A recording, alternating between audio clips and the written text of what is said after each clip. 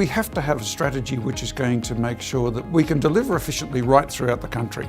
Prime Minister Malcolm Turnbull confirmed the development of a national freight and supply chain strategy as government policy in November 2016. And the Australian Logistics Council is committed to working closely with the nation's freight logistics industry, political representatives at all levels and other stakeholders to shape a strategy that is relevant to the needs of the industry and our national economy.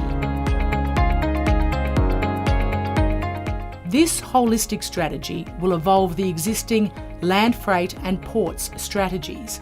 A progress audit and review of these strategies are an important first step in the formation of an overarching national freight and supply chain strategy. Our economy is dependent on freight. The reason is simple. The logistics industry employs 1.2 million Australians and represents 8.6% of Australia's GDP. It adds more than $130 billion to the Australian economy.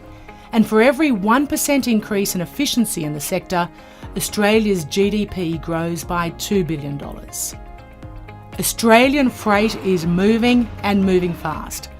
According to the National Transport Commission's publication, Who Moves What Where, Australia's freight task will increase by 26% over the next decade.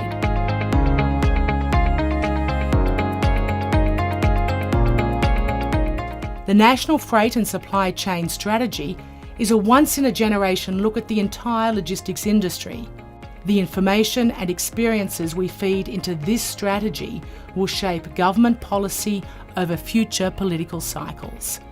The 2017 federal budget made significant investments in two key projects crucial to helping Australia meet its future freight task.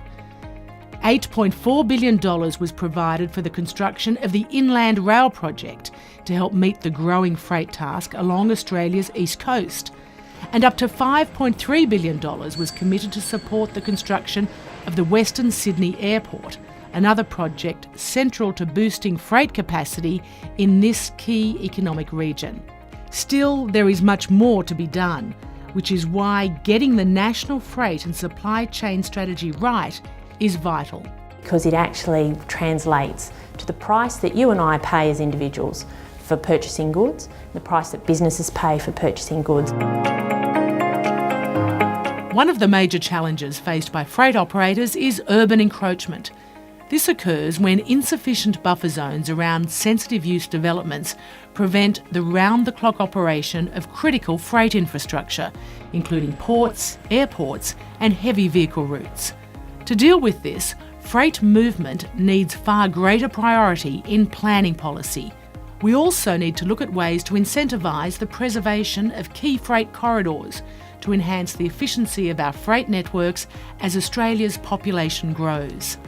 ALC is committed to ensuring the National Freight and Supply Chain Strategy is a dynamic blueprint for safer and more efficient supply chains, one that benefits the freight logistics industry and consumers and creates jobs for Australians.